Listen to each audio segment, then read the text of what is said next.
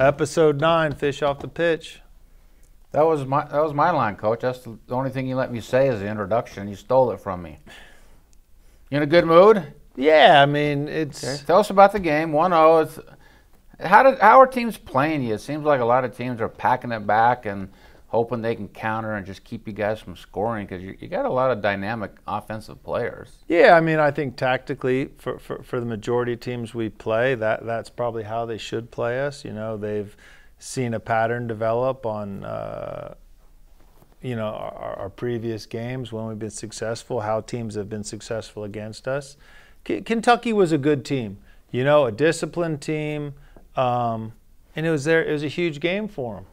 You know, everything to gain, really nothing to lose. And they're a defensive team, right? Yeah, Kinda, I mean, that's what they take pride in. And what happened in that game, and for whatever reason, and still trying to figure out exactly why, we didn't come out with the same kind of just punch and enthusiasm that we had in the previous games. And I think that's very important to us, that we put our stamp on the game from minute one, and you get teams playing on their heels. Mm-hmm. And it was a bit disappointing that from the kickoff, we didn't really put it on them.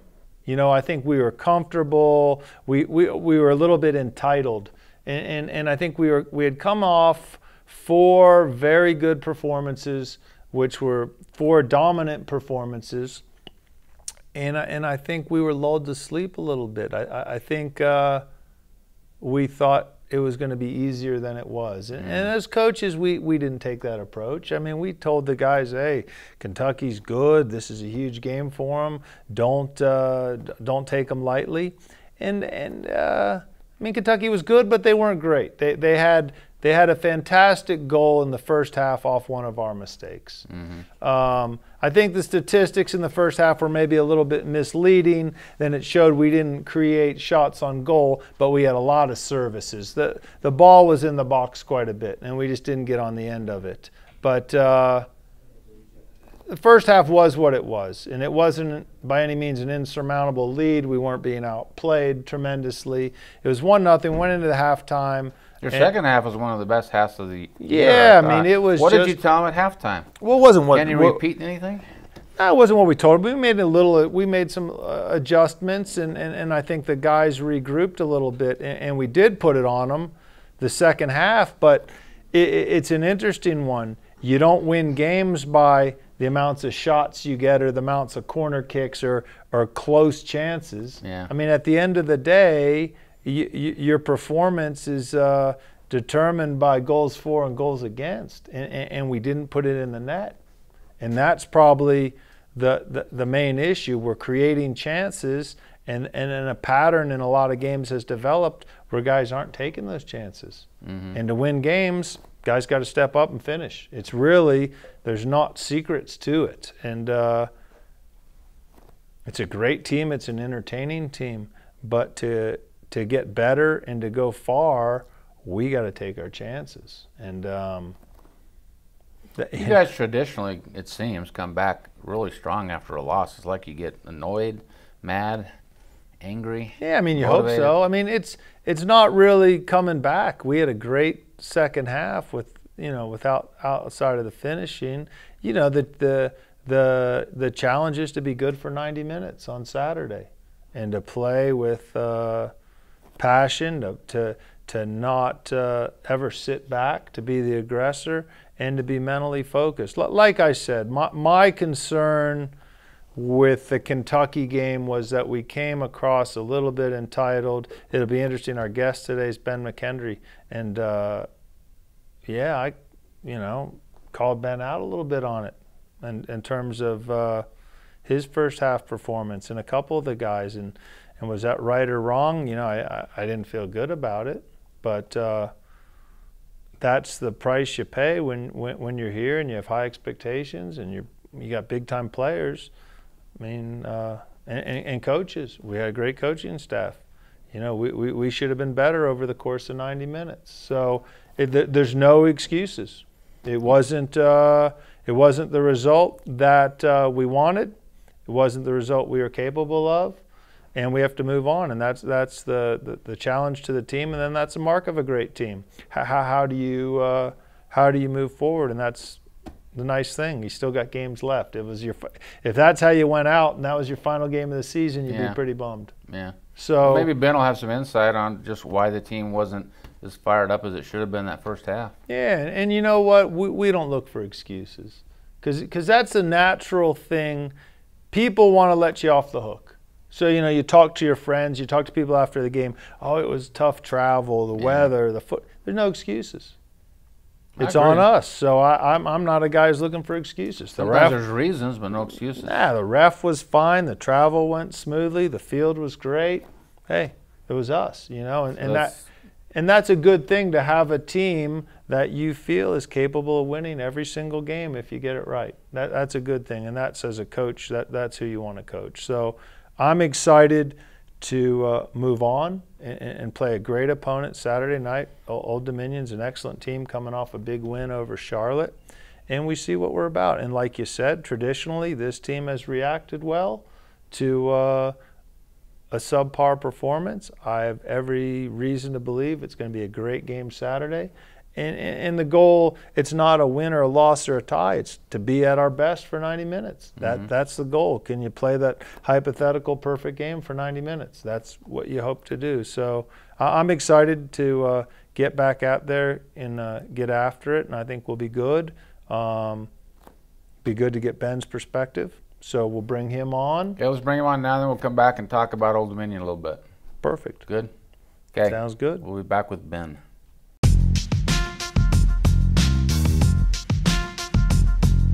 Back at you, Fish Off the Pitch with guest Ben McKendry from Vancouver, British Columbia. Yes, sir. Good to have you here. Thanks for having me. Probably easier after a win and a great performance. Yeah. I think last time you were on, probably flying high a little bit, but I think this is where you grow, and I think it's important to be able to talk about it publicly and kind of get your impression on things. Yeah. No, it was a pretty disappointing loss this past weekend for us. I don't think it was the loss that was disappointing, more so just the performance in the first half that kind of cost us the game and almost beat ourselves. And so that was a disappointing part of the performance, but luckily we get to play again this weekend and kind of get back on the right track. Yeah, I mean, it was interesting in that I called you out pretty harshly after the game, and I mean, I've thought a lot about it, my reactions, and I don't know how you took it, but yeah, I felt we were a little bit entitled and a little bit immature that first half. Yeah. How did you feel about me kind of calling you out? I agreed with everything you said. I think kind of was getting a bit carried away with the referee and letting him distract me, and the way I was acting probably took away from the team's performance, and that's on us. But I think we turned it around well in the second half, and still could have won the game even after going 1-0 down. So Yeah. I don't know. I don't want to say it's a learning experience, because I think it's something we've kind of experienced before. It's kind of a repeat performance in a way, the first half at least. But can't let that sneak into our game too much. No, I mean, we got everything ahead of us. It's just it's a funny business we're in that we put so much into it, and the expectations are so high. I mean, you feel you're immortal, and I think it's an important thing, the reality checks, and you start figuring out who you are. But I thought your reaction was fantastic the second half.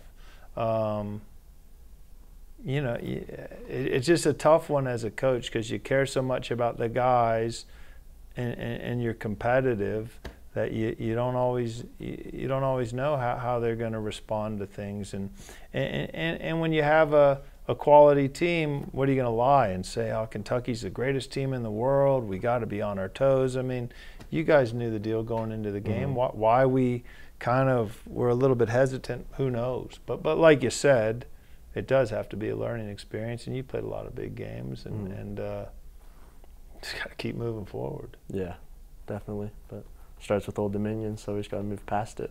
Yeah. I think it's every year it seems to happen that we have kind of setbacks and question ourselves, but we always bounce back, so that's encouraging. Yeah, it's been interesting. We played 13 games. 13 games, and we've had 4 results that weren't what we wanted. 3 losses and a tie. So, I mean, we're better than 2 out of 3.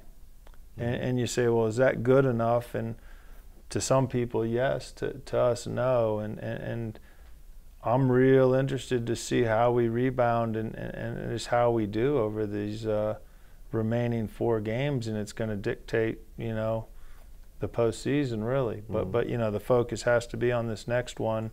And there is pressure, but we've talked about it. You got to embrace the pressure, and I think that's a good thing. So I'm excited. I'm excited to see how we do, and I'm confident, and I think we definitely have something to prove to ourselves. I mean, that's the only people you have to prove it to. Yeah, I agree with you. Definitely agree. Well, it's good. So you feel you've recovered pretty well from the game? Yeah, we had fresh. Yeah, we had a travel day on Sunday, day off Monday, and then a little session today with the guys. But yeah, we'll be good to go. We got 3 good days of training ahead of us, and then ready to kick her off Saturday, huh? Looking forward to it. Well, okay. Well, thanks for joining us. Yep. Didn't have any great things to talk about, but no, appreciate you coming and kind of took one for the team, coming and talking, because I don't know if anybody else wanted to come. So I think that's important. I think that's important as a top player. When the great things come, it's great to take credit, but coming off a loss, you got to deal with that as well. So I think that's a good experience for you too. Yeah. Yeah. Thanks for having me. Yeah. Well, Appreciate thanks. it. We'll come back to Richard after the break and get to see Ben Saturday night. Cool. Thank you. Thanks.